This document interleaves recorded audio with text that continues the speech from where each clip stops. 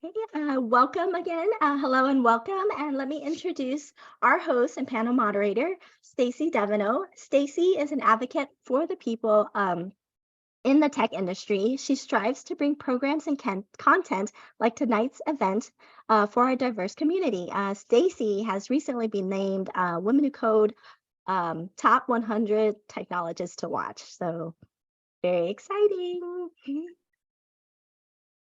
Well, thank you so much, Melissa.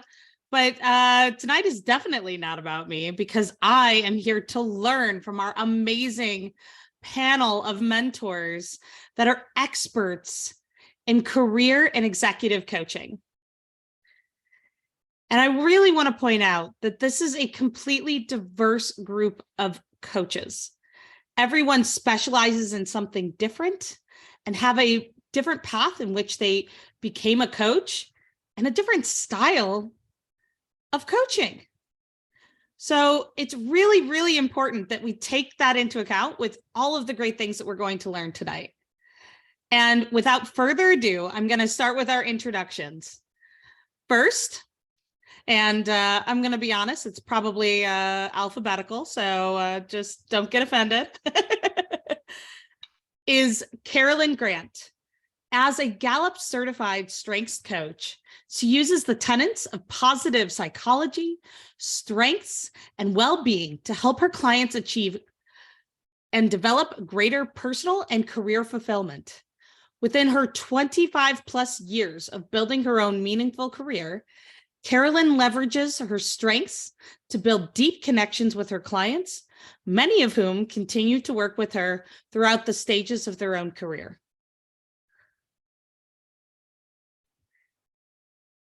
Next is Kathy Keating.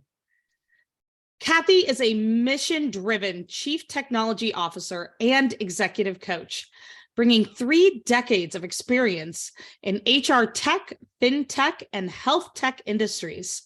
Most of the software products she and her teams have built are still in production today.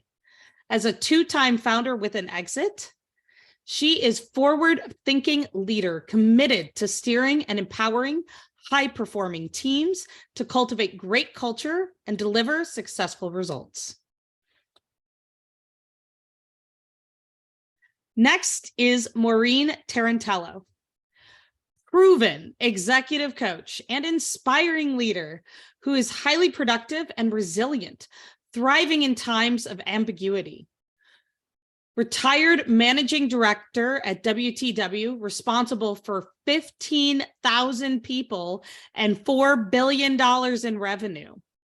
She coaches leaders and empowers others to achieve and grow. She motivates clients with positivity, support, grace, enthusiasm, and intellect.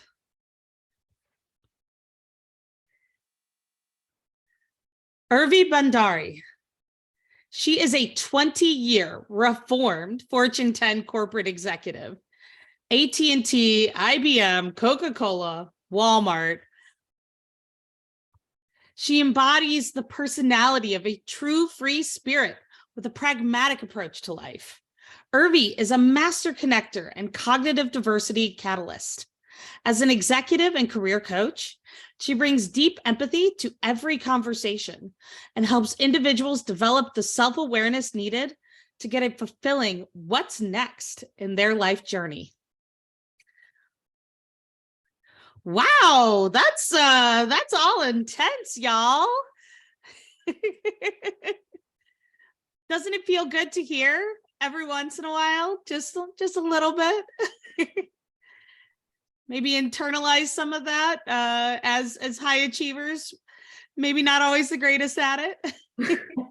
Definitely, Stacy, you've got some future coaching competencies going on right there. Well, I'm going to let a little cat out of the bag. Carolyn is my coach. So if I get a little it might get a little personal, but I try to say that it is amazing to just, kind of quote unquote, be in the room with y'all. And kind of with that first idea here, what is professional coaching?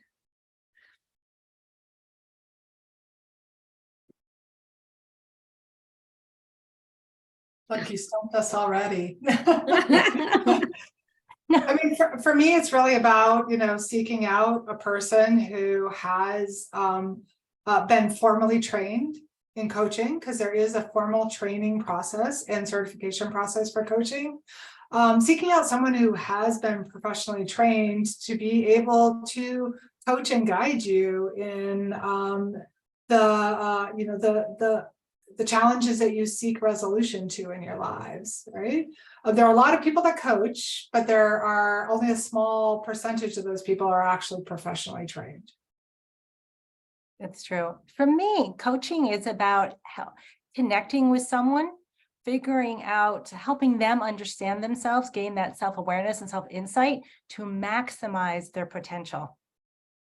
And because I'm a strength-based coach, I'll say through their own natural talents. Yeah, building on both of those things, maybe as well, even the contrast of, right, like how does coaching compare to mentoring, right? Whereas mentoring is a role model who's sharing things from their own experience in order to help you. And I think, almost all of us would say we have lots of examples where we've been mentored, where we've mentored others. But that different from coaching is the coach is solely focused on you as the client and helping you achieve what you want to achieve, right? It's also different from consulting, where a consultant gives advice as an expert, and it's based on their own agenda, whereas the only agenda for a client in the coaching situation is, what does that client want? What are they looking to achieve? And that's what the coach works with them on. Yeah. And I'll add to what all three of the other ladies said. One of the other things that also, with so much change happening in the world, is sometimes helping those clients work through all that change. Because even sometimes what they may want is conditioned. And so kind of going back to what Carolyn talks about, strengths and self-awareness, right? So using that to kind of put those paths forward rather than just following a certain path anymore. Because a lot of times coaches, we as coaches are realizing there's no set paths like there used to be, right? And so part of that is helping people guide them through that. And then also, second thing, which I really believe in a lot, is also helping them get different perspectives, so that they can interact with other people, but also make their own decisions on how they want to move forward. Because a lot of times they only know what they know, and bringing different perspectives, even we're not the decision makers, as coaches, we don't make the final decision for you, but we help put options on the table that might otherwise not have been there.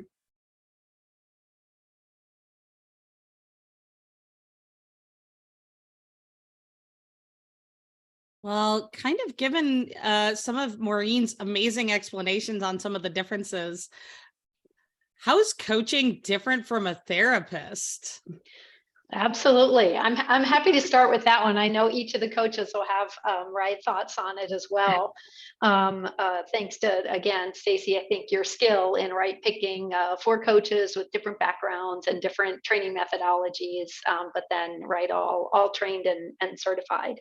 One thing, there's sort of maybe 3 things I would highlight, right? Like therapy is more about dealing with things from the past. It's about looking at the why things happened. And typically it would take someone from a non-functioning to functioning. It's very important, it's very necessary. But I always say, I'm not a trained therapist, so I cannot practice therapy because I was not trained to do that, and I have no certification to do that. Coaching, on the other hand, is more about the how. Coaching is more about focused on the present and going to the future. And it also takes someone from their fully functioning, right? We coach tons of people who are high potentials, top of their game. So coaching is about taking someone from functioning to optimal. So those might be a few contrasts for coaching versus therapy. And of course, my colleagues will have other thoughts as well. Actually, I wanted to say Maureen plus 1,000, 1 million, whatever. She described it very, at least for me, that definition was spot on. It's past versus future and present, kind of a thing. So thank you for doing that explanation. And that was any trained coach is going to have an answer very similar to that. Yep. And when I went through my training years ago, it was discussed among other coaches who some had been former therapists, and they found that for some of their former therapy clients, that their clients actually made more progress when the lens on coaching, they progress more because it's future oriented versus Right. focused on the past, as so eloquently described. So I thought that was fascinating when I learned that. I'll just add plus 1,000, Maureen, to what you said. That's exactly what would have come out of my mouth too. I would add that there's different types of coaches. There's coaches trained in different modalities and different ways of coaching. The two most common are what I've heard called transactional coaching, and the other is more ontological coaching. And those two modalities are very different. Transactional coaching is typically let's just look at what's going on and create an action plan for the future, just like you think it. It's very task and transactional oriented. That's actually the most common coaching training that there is out there. And then the other would be ontological coaching, which takes into account, body, like what's going on in your body. Are you tensing up, getting stressed, and utilizing that to recognize what's going on with you. It also takes into account emotions, which is where like a lot of our emotions come from, that groundedness of our past, which is why therapy is a great companion to coaching, right? Because if we can identify why we're having those emotions from the past, we can use those emotions to chart a course forward in coaching, right? And then the third thing ontological coaching is focused on is our language. How do we say what we say? Why do we say it in that manner? And so ontological coaching takes in like the whole perspective of who you are, and transactional is really like, let's just get it done, right? And I think it's important for people to understand that distinction and to know where their coach is coming from as you start to pair yourself with a coach. That's amazing kind of analysis, Kathy, because honestly, I'll go ahead and say that everyone I know who's made director equivalent or higher before the age of 40 has a coach and a therapist.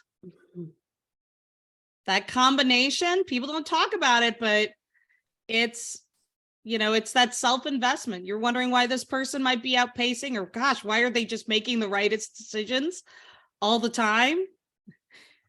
Because it's not just them. It's a team. It's a team effort, right? But it's taking that kind of perspective that we're all a work in progress all the time, that really helps people kind of maximize on their own potential. And kind of in that same vein, what are some of the differences in kind of career versus executive coaching? And I'm so glad that Kathy highlighted two of the main kinds of coaching, but there's also real differences in what you might be looking in one versus another, and but also not. So I'd love to hear y'all's perspectives. I can go first with a little bit of my perspective in the sense that if you see next to me, I have two logos. This side, I don't know how Zoom is working. Other side. Anyway, there's two logos, right? There's one logo that's like that orange and green, and one is like yellow and other colors. The difference between those two things are actually my two companies, and they're both around coaching. The one on top is actually executive coaching, or what I call innovation coaching. So I'm helping leaders kind of understand how to, again, take those changes, put it in their business, work with their teams, be that leader. Whereas the second one, which is the bottom, is actually, it's called Peppercorn. And that's actually a platform. It's a technology platform specifically focused around career coaching. And the career coaching is having to take this world where we are right now about resumes and job descriptions and helping people kind of write their marketing portfolio, right? So it's more about, okay, I need to get a job, but okay, let's do some of that self-awareness. Let's get all your content first, and then let's create a marketing portfolio and then go look for a job. Right. So there it's more about yourself and the interviewing versus, for me, the executive coaching or innovation coaching is more leaders and them working with their team. So that's where I see, for me, as a distinction. I think that's a great point, how you made that distinction. And we all might phrase it a little bit differently, but executive coaching typically does work with people who are high achievers. They are targeted for growth within their organization or on their own path. Have realized that there are tools, resources, mental awareness, resilience building to say, this is where I am now and this is where I want to go. So I'm a high performing individual, and it can be self-directed, or it could be the company identifies the person to receive executive coaching. But every stage of a career requires a certain mentality, awareness, skill building, and insight. So when you get to a certain level, then shifting from career coaching to executive coaching is a traditional way of thinking. Everybody agree? Disagree? Yeah. Okay. Carolyn, I like that path that right, you kind of lay out for it, because I was thinking about this and thinking, right, the foundations of coaching are similar across any of the right ways, levels, people that you can coach, right, around, honoring the client's agenda, keeping them in choice, challenging them appropriately, and helping them release blocks, right? Or there's lots of things we could say, but those are common across. And then I like the way you described it of how it could kind of flow over time. I do a little bit of career coaching, but primarily I focus on executive coaching. And for me, that is really about helping those executives understand how to be the best person that they can be, the most effective person they can be in their business, right? And so that requires me not to just understand who they are, but also what their business is, what their challenges are, understand how, when they have a challenge, how to overcome that. And so the line that I see get really blurred in my coaching is between coaching and mentoring. I've been a CTO, I've run product, I founded twice. Like I have a vast amount of experience, so that when someone gets stuck in their role, I can jump in and mentor. But I always come from that coaching perspective first. Is really like helping them understand how to navigate and get better and better and more confident in their job. But when they get stuck, that little ability to jump over and mentor has really been beneficial for me and the people that I coach, to really help them accelerate their ability to, gain confidence in their role, and which means that their business runs more effectively. Like we said, the tenets of coaching are all the same. So I often find that even an executive needs some life coaching and some career coaching as well. Like challenges with their family might be getting in the way of them ability to do their job. And so being able to jump over and really question or challenge them to think about their personal life, it becomes all part of the coaching experience. And I see all the other panelists shaking their head that we all kind of, the lines get blurred a lot. But that line between coaching and mentoring, that's something to think about when you're selecting a coach, because not all coaches have the life experience of being in your job. And so if you're wanting that experience, you have to really think about who you're going to pick as a coach. And it's not required, but it certainly helps. In some cases. And I know, Stacy, because I want to pick up on what Kathy said also from both ways. I know there's a question coming later, like, what are we looking for in clients, right? I will say the same way, when I'm looking for clients, I'm actually looking for business clients, people who have been in the business world, because that's where I come from, right? I want to work with people that have been in the world I've been in before. And if somebody comes from, I don't know, maybe somebody's an artist or something, I'm like, they don't have any business background. I'm like, I'm a free spirit. I can mentor you, but I think from a coach perspective, you need someone that you can align with, or that I can align, that I can't align with you. So I may not be able to give you the coaching you need, right? So it's a two-way street. And that's something I want to make sure everyone also remembers, whether it's a job or a coach or whatever, right? Always remember you have a two-way street. It's not just about that other person, it's about you too.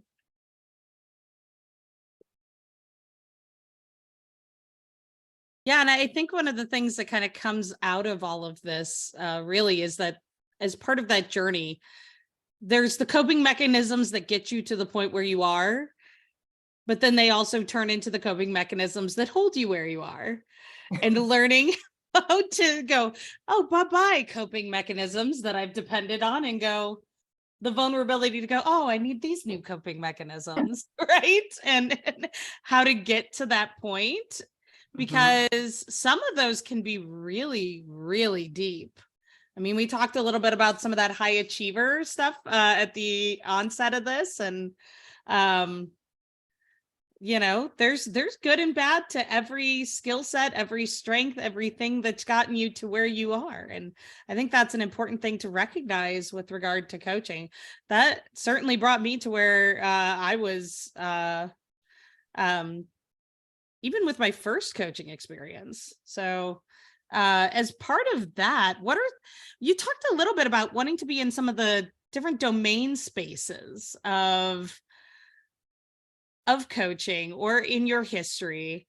Like, what does this actually mean? Like, what are some of the avenues, specializations, what is kind of within the broad spectrum of coaching? When I said we all have different types as panelists, can you go into kind of a little bit on what you kind of do and what that might represent in kind of like an elevator pitch, and then we can discuss around it? Sure, I'm happy to start. For me, it's really leadership coaching. And that, as I think as Kathy noted, right, can have a lot of spillover, right, into executive, into career, certainly into people's lives. But it's that foundation. I think, similar to what Urvi was saying, of right, like people who are in business and right with kind of a foundation and a starting point there. So that's really, that's my specialty, both given my leadership experience over a 30-year career. And where I have passion for working with women and underrepresented talent in that space.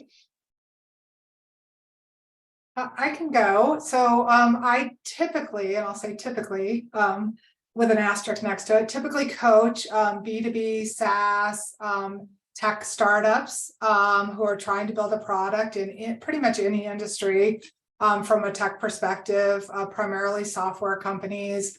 And anywhere from that pre-seed all the way into Series C. Although I do have a couple CTOs I'm coaching that are almost unicorn status. But it's really that rapid growth. Have no idea what I'm doing. I can't tell you how many coaching sessions start with, I'm a CEO and a CTO, and I have no idea how to be a CTO. And starting from that, and which is very common in the startup space. So I typically coach in that space. I've been through that myself multiple times, that growth phase. And really my job is to just focus on making them the best CTO. I often say that companies grow exponentially and people grow linearly. And so it's really common for CTOs to get fired. One of the most fired C-suites is because the company just grows beyond our skill set. And so my goal is to help those CTOs or VPs or whatever in engineering to be able to grow exponentially as well. There are a few outliers that I coach, like I said, but for the most part, it's all about optimizing product and engineering operations and optimizing their understanding of the role and helping them be the best leader in that space that they can. Well, I am a strength-based coach, which means that I help people identify their natural talents, the way they naturally think, feel, and behave. because we're human beings, we seem to take for granted what comes most naturally to us, what we excel at. But we need to be more intentional to aim those natural talents, build them into a strength like a muscle, and then be intentional to achieve excellence. And every coach really does find their clients who they're more comfortable working with. I do love high achieving people. There's just a connection there. I work with people who are doing a new startup in a small business, not necessarily in tech. And I also work with leaders, executive leaders, managers, and teams from as I said, from a strength perspective, which means we help manage those blind spots, things. There is no judgment with strengths. They're all equal. So helping people gain an understanding of the value in diversity and developing a lens of how not just we see ourselves, but how we see other people. And then I gave a little explanation, but again, the top company is it's where I actually coach people or organizations. Two of the big areas of basically around employee engagement and then anything around diversity. But again, innovation, right? So what do you do to make sure that you can keep your employees engaged and also in diversity and things like that? So that's what the top one. The bottom one, like I said, is a platform. It has group coaching in it, but I am not necessarily coaching people one-on-one. It is a process. People go through it. Think of it like a course, but through this process, they get a little bit of their self-awareness, they get all their content, they start learning how to write about themselves, and at least starts them on the process of trying to get a job, right? Because for a lot of people, it's like, I need that right now. And so that's why we created this. I have a co-founder there, but there are people who want to come out of there and say, I still need coaching. And so I used to take them straight to me, but now I've actually got other coaches that I'll actually send them to, because once they know their story, then I put them with a technical coach or a marketing coach or, functionally, but they need to first get through that first piece before they have to go to a functional coach. So that's another type of coach that you could find, is someone who kind of helps you dig deeper into whatever you're eventually going to go to. And I'm that first step, which is, let's just figure out your story in general. Like, what are your strengths? What are your values? Who are you? Really, what do you want to do? And oh, by the way, here's all the changes in the world. Now let's put them together, and then we can get deep dive.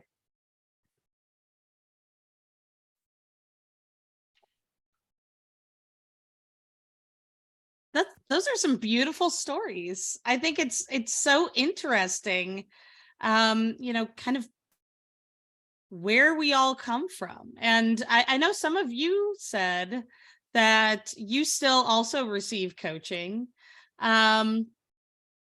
So another one of our guests here today asks, would you say there's also an interview process with your coach as well? And how would you even go along looking to engage in coaching? Is there some platform site where I can just click all the buttons and it just gives me a match? Like, where's my match.com for coaches? That definitely exists. There are platforms that can match you to coaches. Also referrals and word of mouth. I was at a party this weekend and someone had a question and ended up with a coach referral out of the question. So it can come from anywhere. I do think, yes, there should be an interview process. Like, I talk to several people a week who are seeking coaches. Some I'm a great fit for and some I'm not. And, I'm very clear about that. And then, some portion of them decide to, do coaching with me and or go somewhere else, which I'm all very happy to do. There's quite a bit of a referral system from coaches to other coaches as well. So if we know we're not a good fit for you, we will definitely refer you to somebody else. But yes, I definitely believe we should all, when we're seeking a coach, interview several coaches. It's about fit. It's about someone that you resonate with. It's about somebody that that you can build trust with. Sometimes, like I said before, it might be somebody who has a background that understands the situation that you're in. That might be important to you. So I tend to recommend, people think about like what's important to you in a coach and why are you seeking a coach, and then figure out who resonates with you. And you know what? If you try a coach out for a few sessions and it doesn't work, just end the contract. All of us will end our contract mutually at any time. That's part of what we agree to as a coach, and then go find somebody else. So just like you would with a therapist, I think it's very similar with a therapist. Yeah, That was really terrific. well said. Go right ahead. Go ahead. I was going to say terrific. I think terrific summary there, Kathy, right? It's a relationship, and right, what makes a good relationship? Trust. And so you are working to build trust with this person. And if you have it, then right, you are going to get a lot more out of it, and the coach is going to be much more effective for you. And if you don't have that trust, if it doesn't feel like it's the right relationship for you, then I love what Kathy said of just end it and keep searching. But you can do the research the same way you would research anyone else, right? If you need a physician or a dentist or someone to fix your car, right? Not that I want us to be compared to that, but that's like really important, right? They're all really important. So right, are you gonna fix my undercarriage? I mean, Maureen? I am definitely not your person. Is the problem my exhaust? Is it really just too loud? I'm so sorry. I am definitely not your person for that, right? So again, if you look up my website and you research me, right, you're going to be able to see, right, where was I trained, that I have my certification, right, from the International Coaching Federation, that's the governing body, right? You're going to be able to verify some of those things. And then at the same time, right, you're going to see a bit about that person and their style and their philosophy. And most times, right, people have some client testimonials. And so you're getting a little bit of a sense for that. And then I'd say, go ahead and try it out. Absolutely. And most coaches, they do provide a complimentary introductory get to know you session, because it is about the relationship. It's been described so beautifully. And also, just if you get a sense of a red flag that it's not working, a coach that is selling themselves versus focusing on you. In that first 15 to 20 minutes, it should be all about you and what you hope to gain from working with a coach.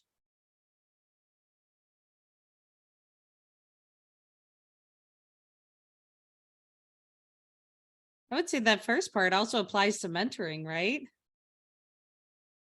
Absolutely, right. If you're talking to different people in your career that, right, you want to approach for mentoring, it's the same. I don't know if you've had any interactions where sometimes, right, a company might, right, assign mentors and do all that. And sometimes, right, it really clicks. And other times it's like, they are not the mentor for me, right, even though everyone's trying. So you got to try some out. I kind of love this as a bar for when you're having your interview with the hiring manager or the hiring, the person you're going to be working for.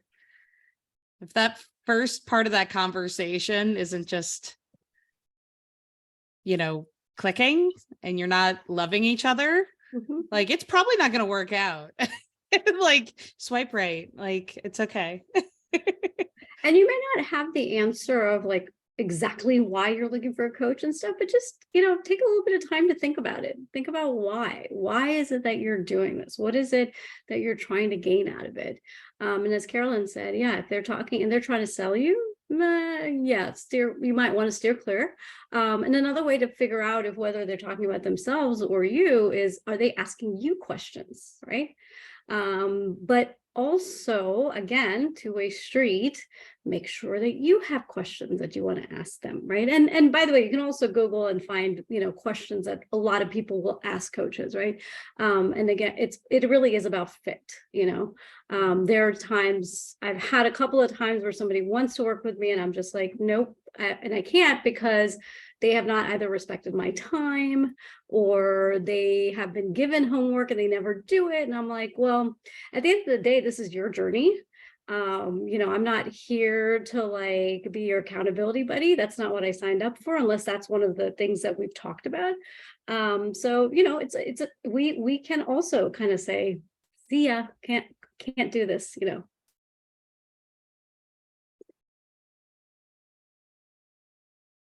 That's a really great point, because really coaching is a partnership and a contract. And Yep.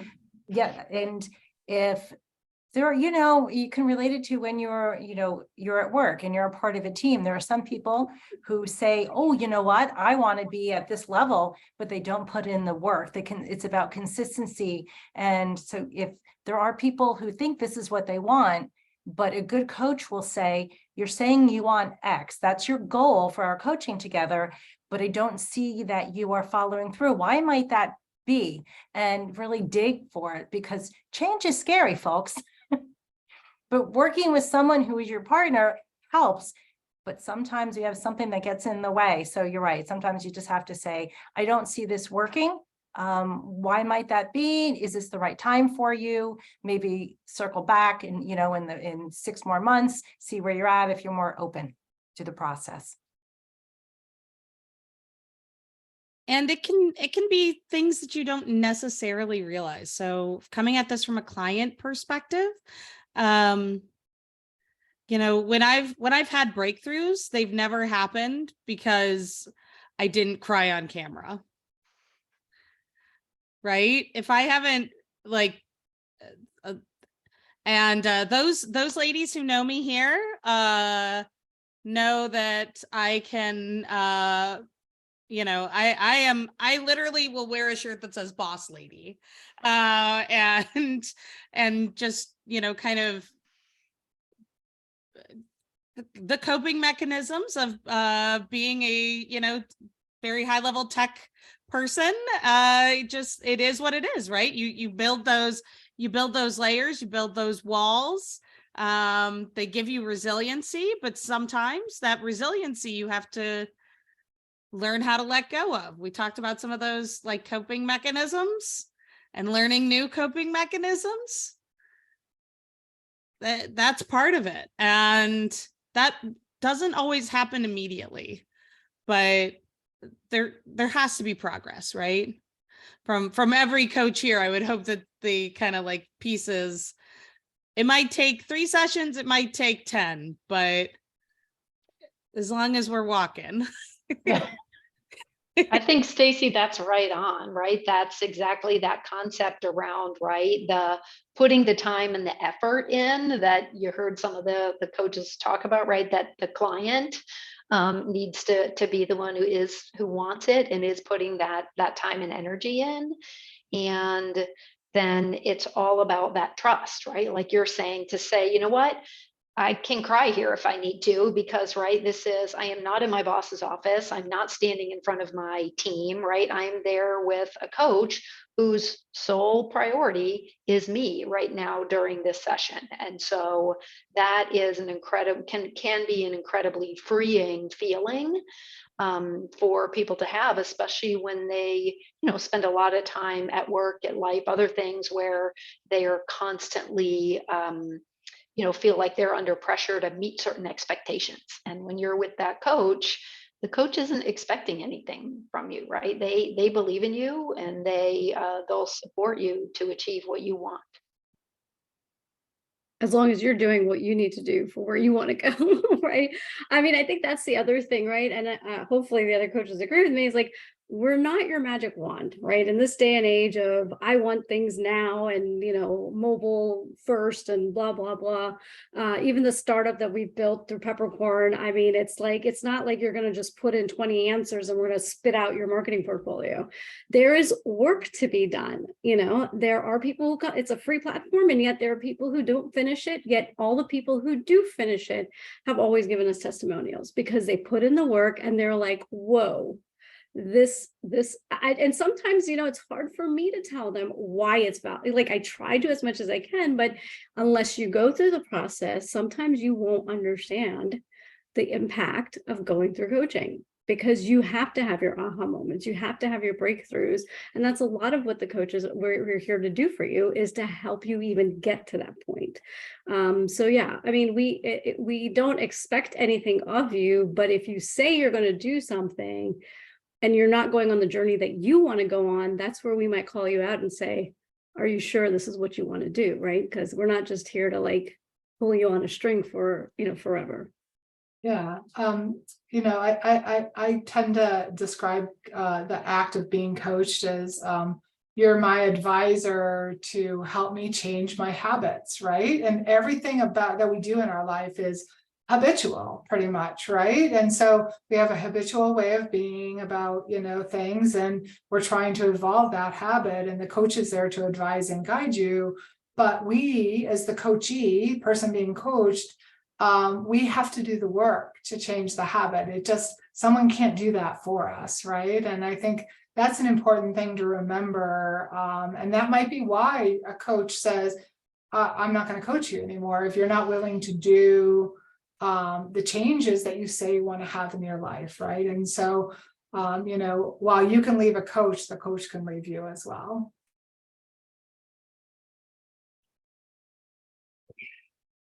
That is a great point to our next question from Sherry Yang, which is things that you're saying right now almost is like what I would expect of my manager. Am I asking too much of them?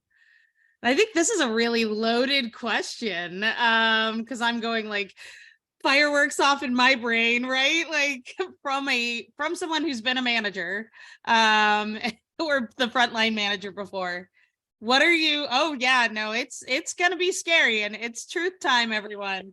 Welcome to the truth. All right. I want to hear from our panelists.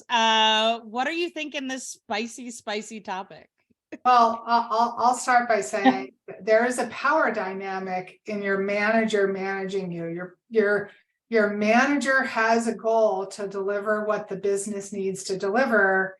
And so that is not in alignment, let's say, with your desire for you and your career. They might be aligned, but they might not be, but there is a power dynamic there. So I do believe all managers should have great coaching skills and should care about how to get the best out of their people. So I'll say that is, I expect managers to coach people, but I do not expect them to be your coach if you want to evolve yourself, right? I think it's important, if we want to evolve ourselves, to take the power dynamic out of that equation. If we truly want to make exponential success in our goals, is we need to be unencumbered by that power dynamic, right? Because the power dynamic, when we're unencumbered, we might decide that the answer is that we need to leave our company and go somewhere else to get the experience that we need. And we can't do that if our manager has that power dynamic kind of limiting what you can do. So yes, I say there's coaching that's part of your manager, but if you want to make exponential change in yourself, take ownership of your coaching direction and find someone that's working for you, just like a real estate agent works for you. Yeah, Kathy, I think that's right on. I think, another example of that is that, your manager does need to make certain judgments of you, right? They need to do your performance review. They need to see, as you talked about, like, how are you doing your job? And so that part of that power balance and dynamic with the manager is that they're always going to have some judgment attached to that. Whereas,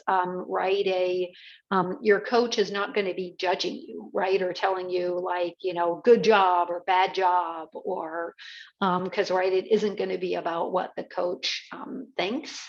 So I think that's just another example on that. Like, Sherry, I think the short answer is like, yes, you should expect some of that from your manager, but no, you probably can't. It's not reasonable because of the power dynamic and some of those differences to expect everything that you would get from an external coach, where again, you're creating a separate but equal or different trusted space to focus on yourself. And that's these comments are wonderful. And if I could add just that lens on your manager, I'm a Gallup certified coach, and Gallup is a research-based organization. And they have found that there's a very low percentage of people who are naturally good managers. It's very low. So it's a skill and we need to gain knowledge and skill to be an effective manager. And today we all work, right? How many managers are so close to being burnt out because they are being asked to lead projects with short time frames and their own performance is being impacted. So if we are on a team and we have a manager, the manager's lens is on what they need to do because they're managing up, just like you're trying to manage up. So having an independent coach, someone who is your partner to help point out to you, to help you guide you on your path, that's where you're really going to get the best bang for your buck, so to speak, for building the career that you want. But I do agree, managers can't manage the way they used to years ago. We are all demanding of our managers to be more coach-like. And the great managers do that. But it's not just natural talent. They've got to work at it too.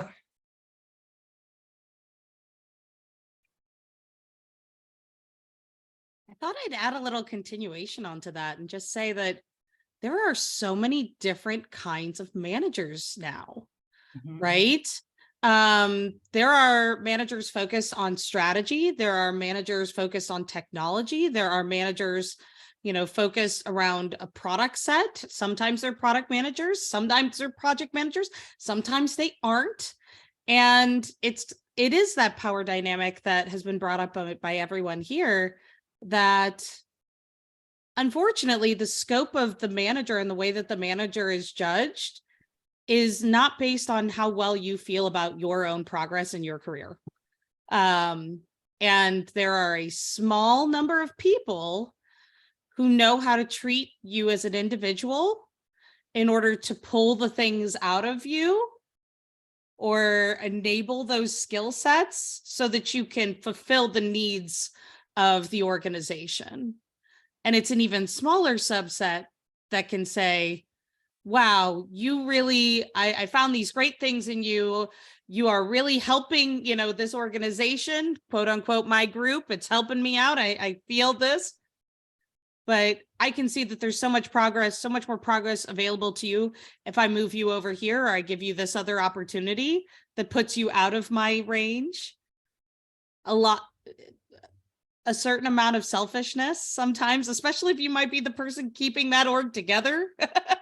You have to look at it from the entire motivation, the entire scope of what they're trying to accomplish, what the organization's trying to accomplish. You might find that rare person who really, helps you achieve your individual greatness, but that may not be the kind of manager that the company needs. That may not be the kind of manager that you have available to you. And I think it's important that you think about that as a partnership more so than a mentor. And that really helps in terms of scope, at least, from my own experience, kind of sitting on both sides. But I'm interested to hear what other people have to say, because everybody here has been a manager, director. I mean, we got some CTOs in the business. So I'm kind of curious.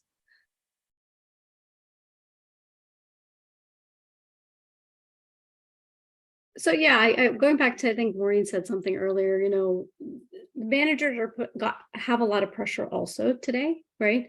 And, they are being asked to bring in the human element also and the business, but at the end of the day, their job is also on the line and they're doing what needs to be done for the business.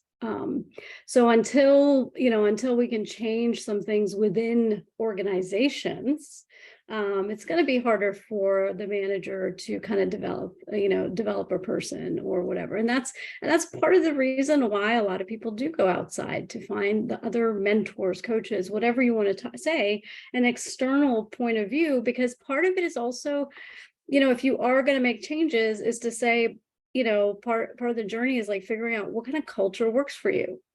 And, we keep getting bombarded in the media with like, oh, the big companies, whatever.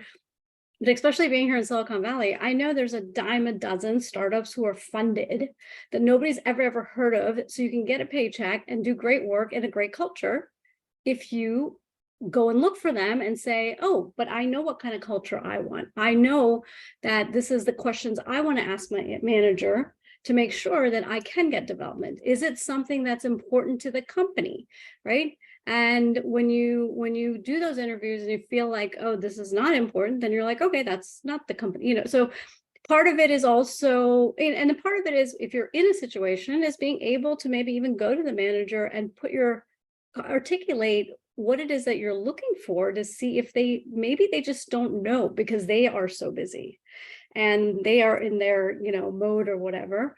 And then see if, can they give it to you? If they can't give it to you, then from there you can start making this, so again, it's a step process, I would say. Yeah, I think, right, business dynamics, a couple have noted it, they will always be changing. And we had an exponential change in business and people dynamics, right? 3 years ago last month, right? When we went to, almost everyone in the whole world working from home. So our tech, right, sisters were ahead of us. They'd already done some of that for many other organizations. That was, right, a very big upheaval. And so all of that, the spans of control, all of it, it's going to continue to change. And I actually, we can fact check this into the future in 10 years, but I think it is going to create a huge need for coaches throughout organizations, because that traditional model of, right, like you work for a manager and maybe you work for them for a long time, or you work for a company and you work for them for a really long time, right, and they're incented to invest a lot in you and grow you so that, right, then you'll because you're going to be there forever. It's totally different now, right? Like there's just a different right, a different value system, a different employer-employee relationship, that, like, well, you're not going to be here forever, so why would I invest so much time and energy in you? But that's back to where then you can get what you need when you need it at the point in time you need it with a coach. So I'm going to throw something maybe a little spicy out there, but yeah, I've been around a long time. Right. And when I first started my career in engineering, managers were formally trained. They went through MBAs. They'd been years and years in the business to get to the point you could start a company. You had to have this massive track record, right? And then this thing called the internet happened, and tech accelerated. And before you knew it, like anyone with $30 a month could start a company, right? And no expertise. If you could just get someone to give you some funding, which you probably got on a golf course somewhere, right? Or through your dad's network, right? Could get funded, like, to start a company and have no leadership experience. So I'll tell you, probably 90% of the leaders I talk to have no formal leadership training as an executive coach, none, which like 20 years ago was not true, right? Everyone did. And so, like, why are we surprised? So this is my spiciness. Why are we surprised that our managers actually know how to be great leaders? Like, we have this expectation that they know how to do it, but in reality, they have no freaking idea what they're doing, right? And they have as many weaknesses and blind spots as all of us, right? And so when you think about yourself and your job in that perspective of, like, hey, they don't know everything. My leaders don't know everything. They aren't formally trained in this. They just got to where they got to because they were good at the thing that the company needed them to be good at, right? So when Carolyn talks about strengths, right? They got to that role because they had the strengths that the company needed at that time, but they probably have a whole lot of weaknesses as well, right? And the question is your manager working on those weaknesses to strengthen them, or are they not, right? And that's, I think, what we, as people need to realize, that we're in this, like, really fallible, like, mucky environment. And if we want to chart a course for ourselves, we need to align ourselves with people who are like-minded, right? And who are working on their own strengths, right? So finding the culture that's a good fit. And then we have to take control of our own destiny, right? Which is why coaching is so incredibly important, is because that's us taking control of our own destiny, and growing at the rate we want to grow, right? Rather than thinking the company around us is gonna make that happen, right? It's very rare that the company around us is gonna make that happen. All right, spiciness off. No, I think that's so valid, right? You know, and to kind of further that, in terms of self-analysis and, you know, coming into the coaching side of, gosh, sometimes you might just be angry, or you might just be disillusioned and you don't know why. Right? Because what's the saying from Willy Wonka, right? Like you've gotten everything you've ever wanted and none of it's how you thought it was, or something along those lines, right? What happens to the boy who got everything he ever wanted and all his dreams came true? Sometimes there's both beauty and pain in that. And you know, coaching can be such a gift to find satisfaction where you are, or forgiveness, or, you know, finding that talent, that capability, that control of your own destiny to, and even to a larger extent, the ability to value yourself as an individual, regardless of what's going on in your organization. Let's be perfectly honest about what's going on in the tech world right now. We just had another Amazon layoff. We just had another Meta layoff, round 3, right? That was this week, wasn't it? Or was it last week? Oh my gosh. See, we're in this like just loop. There's some pending layoffs at some other ones that have already had ones. Oh, yep, the Disney layoff. That's just smack some folks from you know, all these things, right? So this has put people in a spin lock, because some of these organizations are doing a lot of things to force people out ahead of some of these, right? Because hey, if they leave by choice, you don't have to give them a severance package.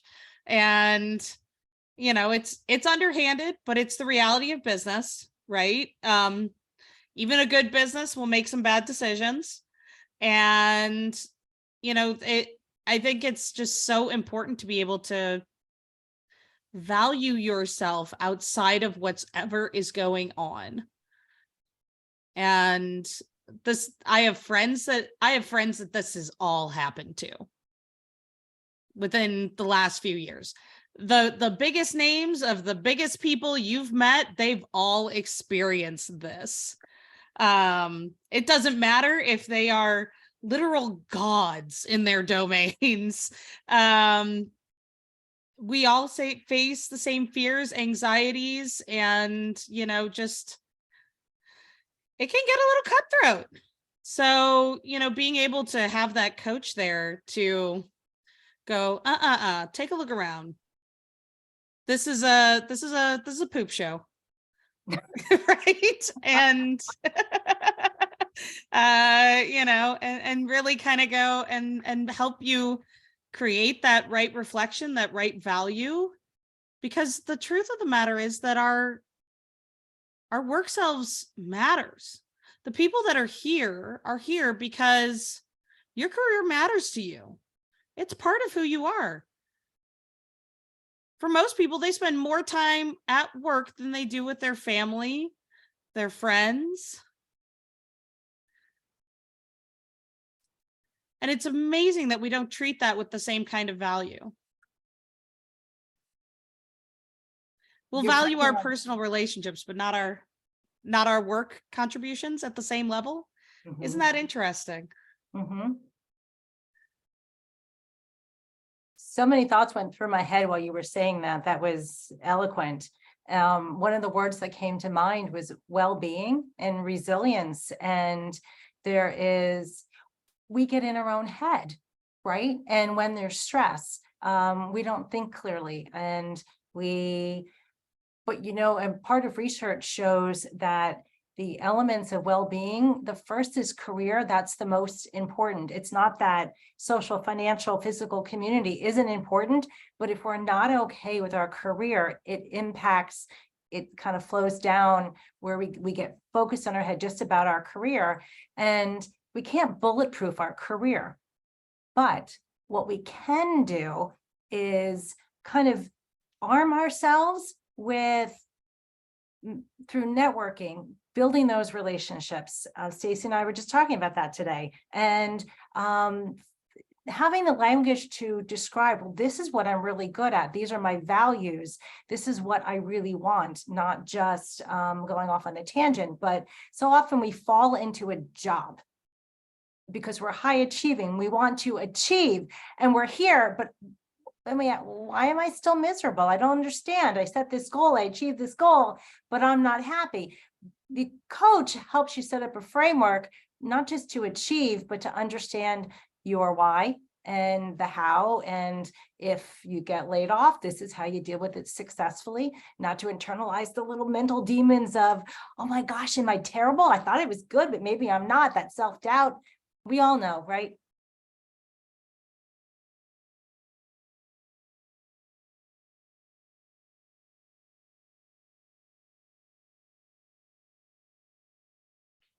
So kind of a continuation here, and Sherry brings us our kind of next spicier question.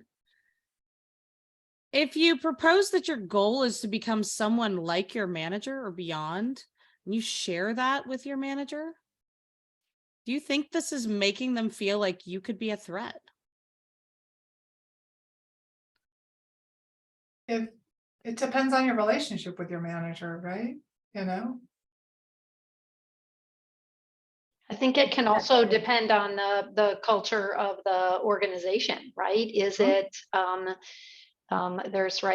this is looking at it from like a scarcity mindset of, right, like there's only one of my job, and if you're coming for it, then there's no place, you're right, you're a threat, versus an abundance mindset, right, which would say that hey, there's plenty of room for lots of people to succeed here. So I think there's so many variables that can go into that.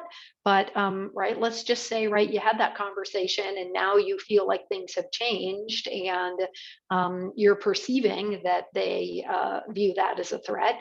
All sorts of paths and avenues to explore around that. Right, to kind of navigate and figure that out. But there's going to be a lot of that, right? Is it a scarcity mindset, or is it an abundance mindset going on across your organization? I would look around and say, is it, right? What are other historical things that have happened? Are others getting where, look, it looks like there's lots of example, right, where people are getting promoted from within and they get to keep moving, and the organization values that? Or do you not see that? Because all of those might help give you some clues as to, what the right answer for you is in terms of how to approach that. A lot of company, like a strong manager, is actually going to have a succession plan in place, right? They want to move up as well. They want to move and do something different. Some companies require every manager to have a succession plan. And so if someone is really interested in a job and they're in an environment that is supportive of you, gaining that promotion, then, how are you supporting your manager for when your manager goes on vacation? Like, how are you stepping in when they get sick, right? And how are you proactively like playing that role in support of them and doing it in support of them, not doing it despite them, right?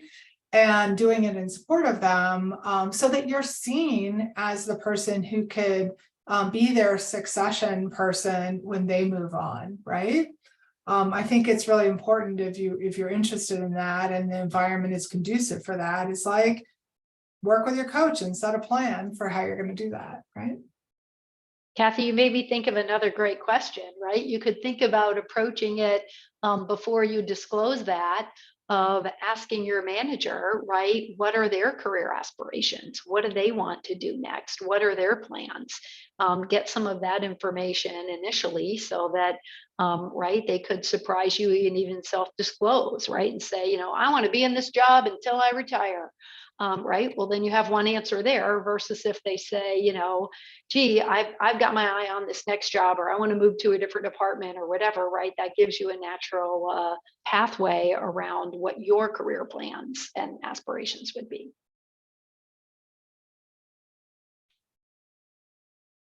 I just want to also throw out there that if your company is growing like fast, like a fast growing startup, there's so much opportunity because roles, mid-level manager roles are going to be created as your company grows. So there are opportunities there that you don't even just think about the roles that exist today.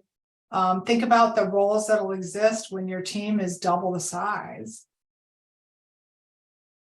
And then also adding to that is, depending on how siloed your organization is, meet with other people, network, let people know what you're interested in doing. You don't know where your next opportunity may come from, and it may not be from your direct manager.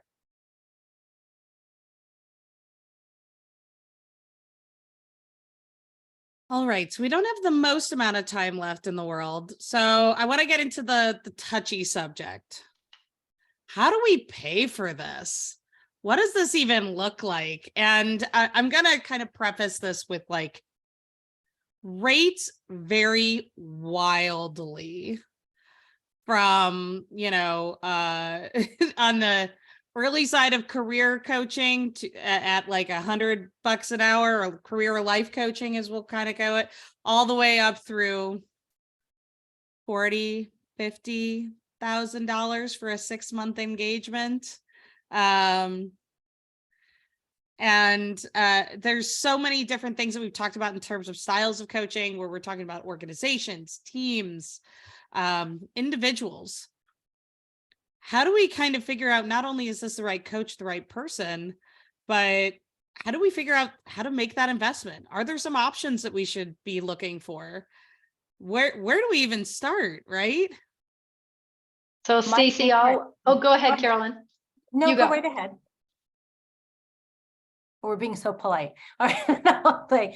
My favorite advice for someone there, especially in tech, there is often money on the table for personal development, and that sometimes people are unaware of. So it may not have to come out of your own individual pocket. Carolyn, that's where I was going to go, is right, like, do not have a limiting belief for yourself around this, right? The first, I'll skip ahead, right? Like when you're like, you know, how should we approach it, whatever. I mean, I'd say that the bottom line is ask, right? You, and don't only ask once.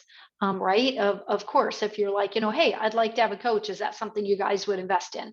Someone, right? They might not say yes right out of the bat, but think through the same way that you would approach anything that might be important to you in life, right? You do your research, you do your homework, you come in with, you know, with a business case, if you will, as to why, right? Why you are worth this, and you are worth it. Right? You deserve this. So at the end of the day, it's coming in and asking. And I, from a mentor hat on, I could give you numerous experiences right across my own career where I thought, like, they're not going to pay for that, right? Like, why would they pay for that? And don't have a limiting belief around it, right? You can ask on that, and at least that's a place to start, because right there you are putting some expectation into your organization that there are things that you want and need that you're not currently getting, and that you that you should be receiving. And so there's just it's all part of it. But at the end of the day, you are going to have to ask. If you, my belief is that if you're waiting for someone to come and offer you a coach, it is unlikely that that is going to happen. Not impossible, just unlikely. So if that's something you want, you probably are going to need to take some action around that. And just to be creative out there, sometimes they may not agree to a coach, but they might agree to a course, right? And this is where if you find the right coach who can lay it out in such a way that it's a course, because again, companies have their own rules and blah, blah, blah. But, don't hesitate to be a little creative. If you find the right coach, that coach probably will be open enough to say, hey, you know what, I'll write this a little bit different so that I'm still going to give you what you need, but we're going to put it as a course to your organization, right? So don't hesitate. Do your research. I think Maureen said earlier, do your research, right? Do you see what they do allow and then go from there. I actually did that with somebody at Google. So I'm giving this from real experience, they're like, yeah, no, we're not going to pay for a coach, and so we looked at a business problem and we went from there, and I was able to coach him on the business problem and on the stuff that he needed, right? So don't hesitate to be a little creative and that's the other reason you want trust with your coach, is because you want somebody who believes in you, who will work with you, who get you to where you want to get to. So and then I guess kind of coming back to what Stacy was saying, again, for me, I'm like on two literally opposite spectrums, because the coaching business that I do is usually with organizations, right? So it's around employee engagement or, whereas the platform, as I've mentioned before, the platform is actually free. It is career coaching. It is it's about building community around job seekers. So it's for those people who are literally kind of job seeking right now or figuring out what's next. And part of it was because job seekers are kind of usually alone. And that was our big thing, is that, look, there's a certain process that we don't, if somebody is stressed out already about looking for a job, we wanted to give them something to start with. There's community, there's group coaching. So, and on both, it's literally from free to like these other expensive costs if I go to an organization, right? So that's why, as Stacy was saying before, the costs kind of just differ based on what somebody's offering, what it is. Yeah, so I just jump in here a little, like don't think about all or nothing either. Like it can be a blend. Like maybe your business has a $2,000 a year educational stipend, and then you cover the last 1,000. It's like $3,000 a year. I'm making numbers up here, right? But just think about the blend there. Like how much can you pay out of pocket versus how much can your company subsidize, right? And then, of course, there's different types of coaching. There's group coaching, which is much cheaper. There are private forums where you might be able to find peer mentors if you can't afford a coach, right? And so maybe there's a peer mentorship process that you can step into first. Most coaches will have a corporate rate and a personal rate, right? So that's definitely true for me. I charge a lot more for a company than I would if you came to me personally and I was motivated by your mission, right? I'm definitely gonna give you a rate that works for both of us. There is also, how often are you getting coached? There's some people I coach every week. There's some people I coach every month or every quarter, right? Because that's what they can afford, right? There are people that I have agreements where I coach you once a month and then we interact through Slack, a shared Slack channel. So I can answer questions, right?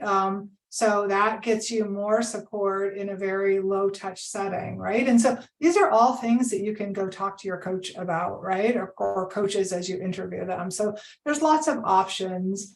You'll also find coaches, some require you to pay for X number of months up front.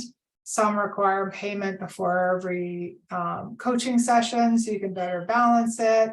Some are monthly, just make sure you come up with and work with a coach to say something that works for your income. Let's see, what else did I have? I'm sure I had something else around that. So, and then also I would just say some coaches you can't afford. I remember when I first looked for a coach, I think the lowest quote I got was $15,000 a month, right? And I was just like, I can't afford that. I don't know who you're coaching, but they're not me, right? And just realize there's a bunch of coaches that you can't afford, but there's somebody out there for you, right? Oh, I know what the last thing I was going to say was, if you're getting a new job as a manager, negotiate your coaching up front, as like to even take a few extra thousand less in salary so that your company pays for your coaching, right? Like I know people all the time that negotiate that up front. Yeah, I want that salary, but I want you to pay, $10,000 a year toward my coaching, right? So, that's certainly a power play as well as you take a new role. I love that, Kathy. Or if they didn't give you the full salary that you wanted, right? And they're standing firm and you can't further negotiate on that, you don't need to subtract anything. You just say, okay, well, I will, right? I want to take this job, I'll do it. However, right, I want to coach, and, they can take that out of another budget. It doesn't go into their run rate, et cetera. So very creative. Yeah. That falls into one of my number one questions I ask in interviews of the hiring manager. Can you walk me through the process of expensing a conference or a an actual course? Usually around $1,000, right? Like if they come back and go, $1,000, what do you think we are, made of money? I'm going, oh, you have no continuous education budget. If their reactions are, this is going to take you an hour and a half and need approval from 3 VPs, I go, oh, so you have this, but it's only for this level of people, right? But if otherwise, depending, whatever that looks like coming down that trickle can be very revealing on what an organization really values and if that aligns with where your goals are. And part of it, that's a lot of what we do, right? We help you define your goals. We help you take those insights, your strengths, your values, your self-awareness. And, again, and I think each one of us have said it before, is you have to take ownership, right? In some form or fashion. Even when I started my career, I was always like, oh, somebody will see my work and, I'll get there. And, partly as women, we're also not taught to, promote ourselves or market ourselves, right? And the way I like to tell people, just to put the little seed in your head, is that you're the best marketer of yourself. And the only person that can do it is actually you. Even not your coach, not your partner, not nobody else. But what we can do is help you articulate that, right? And that's what we bring to the table is you're your own product. You have to market yourself and you have to not feel bad about it either. That's part of what we help you go through too, is get confident about yourself for whatever you bring to the table. Right. And not everybody is full high potential or hyper achiever. It's what is your journey? What do you want? That's what we're going to try to figure out and get you there. Yes. What do you want? Not what expectations you put on yourself because you think that's what your parents wanted for you. It's literally, what do you want? It's I love that, taking ownership. Mm-hmm. And with that, I wanted to conclude with getting a little bit of last minute information from our panelists today and thank them for just an absolutely wonderful time. So I'm going to go back to that returned alphabetical order and start with Carolyn. How can we connect with you? What are you up to? Tell us all about it. You can find me on LinkedIn. That's the best way to find me. And I also do that complimentary, hey, let's connect and chat, find you're up to. And I am excited to continue doing the work that I do. I am such a proponent of engagement in our own life and engagement in well-being to live our best life. I know that sounds glitchy, but I really, as we were talking about, take ownership. So what am I about? Doing more of this. I am so fortunate that I stumbled into this that I was doing naturally, but then was able to turn this into a business to genuinely help develop people so they can achieve their own excellence and live the life that they want.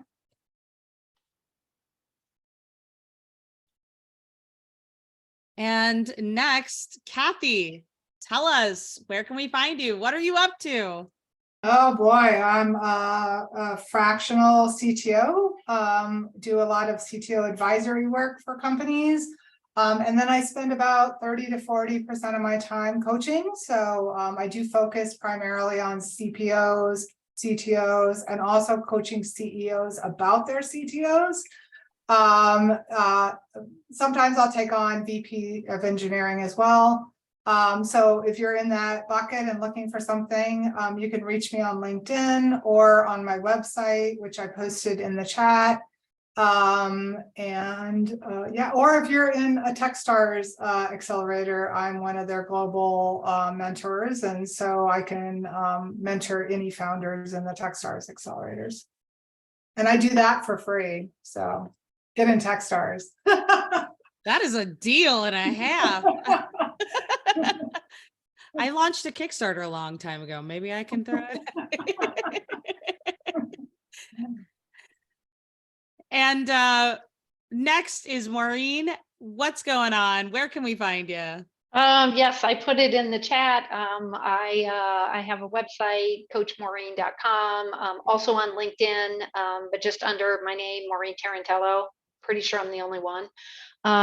So the benefit of that long last name. So yeah, you can find me there on LinkedIn. And right, again, I coach women and underrepresented talent in leadership roles or aspiring to the next leadership role. And last and certainly not least, my friend for a better part of a dozen years now. My goodness, it's been that long. Urvi, what is going on? It sounds we've already heard about two things that you're running. Yeah, so I think Melissa has put in my links. One is for the executive coaching. So I do also do executive coaching, but I'm trying to transform that part of my business more to employee engagement and diversity coaching. And then, yeah, the free coaching platform. We have a boot camp starting on Monday. So you can do the platform by yourself, or you can come in for 3 weeks and do a boot camp. And within 3 weeks, you'll have your marketing portfolio and you can go look for jobs and you'll have a community of people that you can talk to. And that's the second link that Melissa put out there. But yeah, that's what I'm doing nowadays. Absolutely beautiful. And I want to follow up by saying we do actually have a career Slack where you can find a bunch of other information from other technology female leaders. And I'm always there and I can point you towards these wonderful women on our panel today. If you have any questions or concerns there, or you just want to delve into a particular subject matter a little bit further than we were able to discuss tonight. So with that, I want to thank everyone for just an absolutely beautiful event.